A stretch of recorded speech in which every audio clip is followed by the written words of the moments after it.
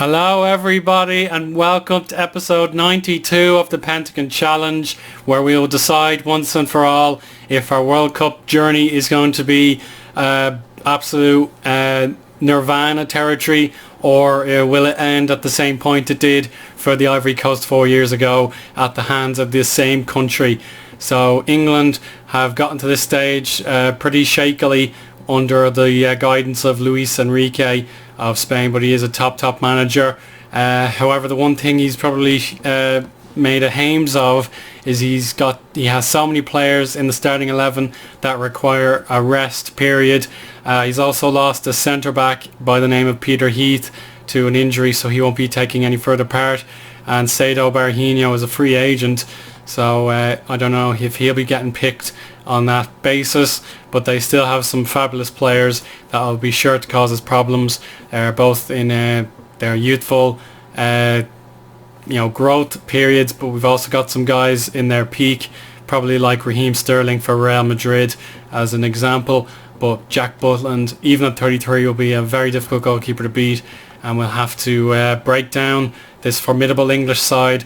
But the fatigue factor will play a part as we head into the match screen momentarily. I have Jonathan Tah and Eric Bailly requesting a rest as well, but they'll probably forget it if we win this game, especially in 90 minutes, because I have a feeling we'll go to extra time and lose on penalties, which sounds extraordinary against England, but it is Football Manager. These things are not so relevant in the virtual world. But I've got my best foot forward. Just the one unfortunate injury has ruled excuse me, Ishmael Bowley, who would be playing this game today. He picked up a very unfortunate injury. It's enough to keep him out for the rest of the tournament, 6 or 7 weeks with a twisted ankle. That's his World Cup over. But we'll have to hope for Joel Ouattara to do the job. But watch out for the captain, Asane Gnokori. He plays for Reading, so he should be familiar with every single one of these players, save for perhaps Raheem Sterling. And he has 3 goals to his name, which is among the best in the tournament.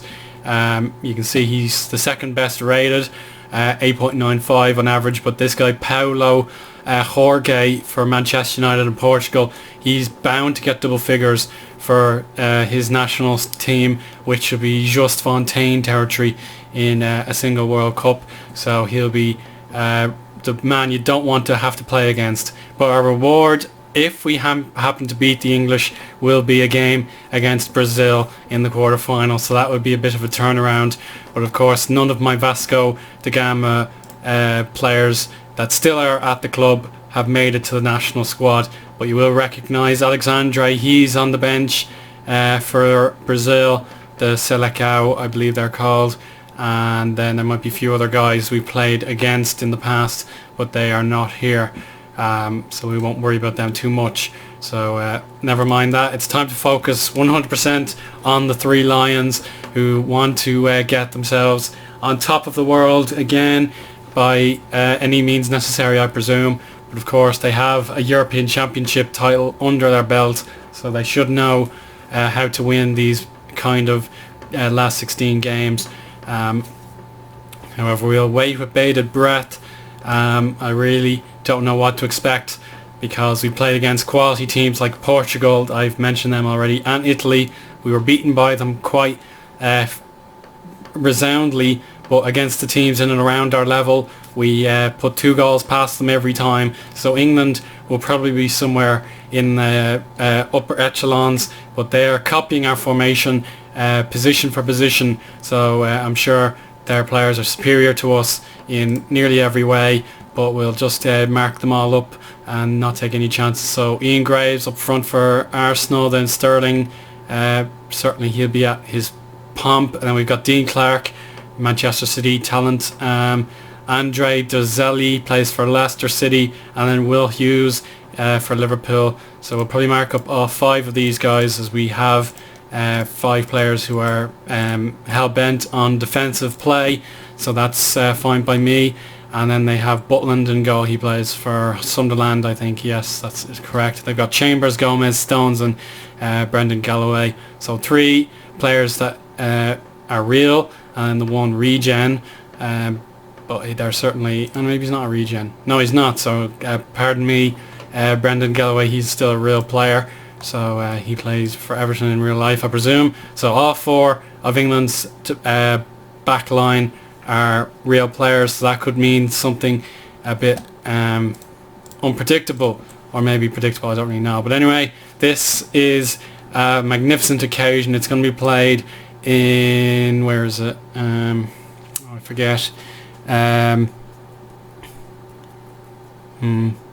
have to look it up. But anyway, we are well set. This is the best team I can possibly name, and we'll give it our best shot. I think it's in London. Yeah, London, Ontario, something like that. So it favours England slightly, but let's keep the run going. We are 100% in terms of victories. We haven't drawn or lost a game, and today would spell a remarkable moment in Ivorian football history if they can reach the quarterfinals of a World Cup.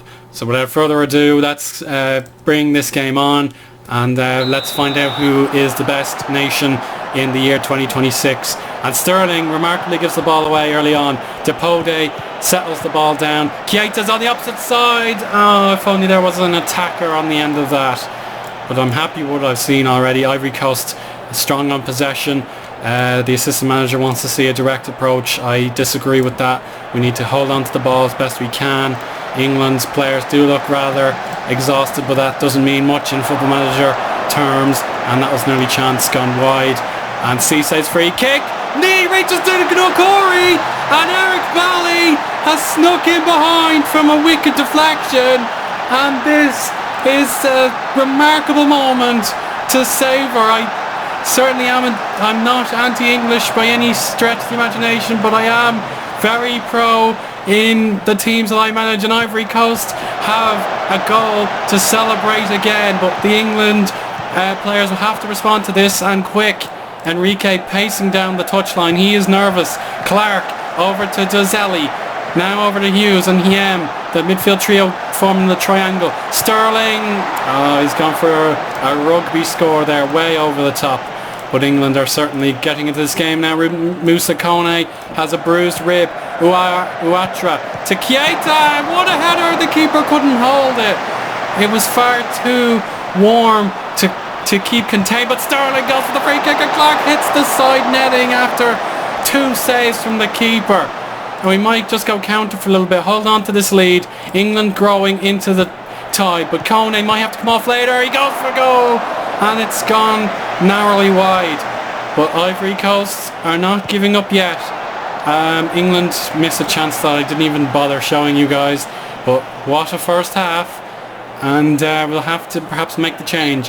But Brendan Galloway offside is the final action of this first half. But that was a terrible goal to watch for England especially. But Eric Bailly, who I convinced to return to the international scene after retirement, he has made the difference in the first half. But I don't feel like taking Moussa Kone off just yet. But for the preservation of our tournament dreams, we just have to keep him on for a little longer, and then we can substitute him off. But if he gets a rougher injury in the second half, then that's my fault. But I'm very happy with what I've seen. We just have to hang on in there in the second half. But as I said, penalties are a likely scenario, but England have to hit the back of the net first, and that is there's no guarantee in that. So we'll just be a bit more expressive in the second half, try and win the game clearly, and make sure that the game against Brazil is sewn up. We want it, but maybe England do too, I don't know. But now here's an early chance given away, and Sterling to Graves. Lovely tackle by Bailly, who has a goal to his name, of course. Now we have Depode into Konate, crossfield to Keita, and another ball that is just far too quick for the keeper to grab onto. But Ivory Coast have not taken advantage of the corner. We'll encourage the play again.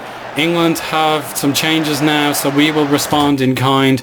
We'll have to see how good they are. Oxlade-Chamberlain and Nathan Xhaka. So I don't recognise young Xhaka, so we'll have a look at him before I make my changes. Oops. Sorry.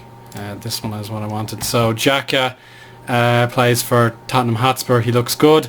And then Alex Oxlade-Chamberlain, who's still at Arsenal. He has a rest indicator, but we won't mind that too much. We'll just treat them like any other player, and then we'll make our changes to reflect that. So the fittest striker I have left is Ousmane Bamba. We'll make him the poacher. That's perfect. And who else? I don't think Depot is having a good game, so Ibrahima Toure, he is fatigued, but he can play for the required amount of time. I have full faith in the Brighton and Hove Albion player to get the job done. We'll just have to wait and see. So now we respond, and let's see how we fare. Goal kick to Gomez, and to John Stones, finds Oxlade-Chamberlain and Dozelli. Sterling taking on our left back. Will Hughes goes behind, and Xhaka beats two defenders very easily, but his shot has been hammered wide. And the final change for England is Callum Lowe for Will Hughes, and he might be worth marking up as well. Can I look at his stats? Yeah, he's definitely worth marking up, even just because he's a Man United player, but he is exceptionally tired, and that could play into our hands. We can just frustrate the English players until the night is very much old, but nothing much is happening. Our strategy is paying off, but now this could be the phase where it all unravels. But no, Toure is on the ball, finds Bamba. Keita on the right wing has to beat his man, and Bamba was unmarked, but with good reason. He was offside, but that was nearly the moment that sent Ivory Coast into delirium. But now I have a difficult decision to make. We have tired midfielders, but we can't really take them off without a fight. I don't know, Jonathan Tah's not having a good game.